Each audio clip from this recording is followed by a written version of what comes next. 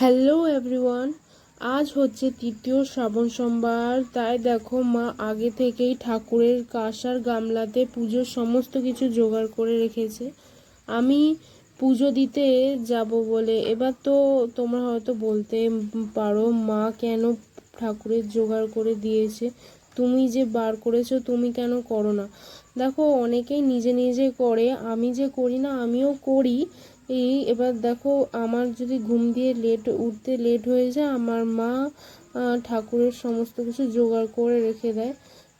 তাই জন্য আজ মায়ের সমস্ত কিছু জোগাড় করে রেখে দিয়েছে ঠাকুরের জন্য।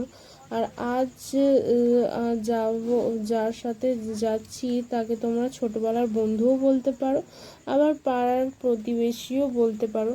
তো দেখো ওর সাথেই আমি গল্প করতে করতে যাচ্ছিলাম, অনেক সমস্ত কিছু গল্প করছিলাম ওর সাথে। আর আমরা যে দুজন জল ঢালতে যাই তা নয়, আমাদের সাথে অনেকেই যায়। দেখো আমি যেহেতু মামা বাড়িতে থাকি, তাই আগের প্রথম সোমবারে বড় মামি আর ছোট মামি গেছিল।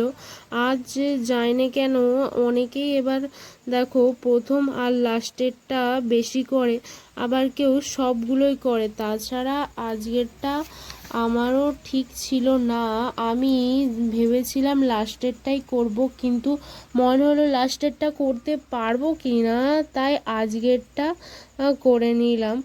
আর এই দেখো ওর সাথে আমরা এখনও যাচ্ছি।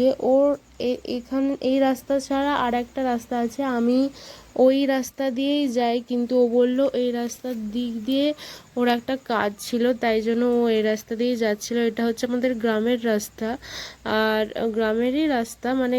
আর এই দেখো বৃষ্টির জন্য, বৃষ্টি এমন পড়েছে পুরো গোটা রাস্তা কাদাতে কাদা ভর্তি হয়ে গেছে। ওই যে ওই চালাটা দেখছো, এটা হচ্ছে শীতলা মন্দিরের চালা।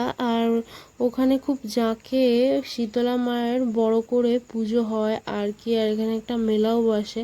আর এই যে এইটাতে দেখছো, এখানে অনুষ্ঠান কোনো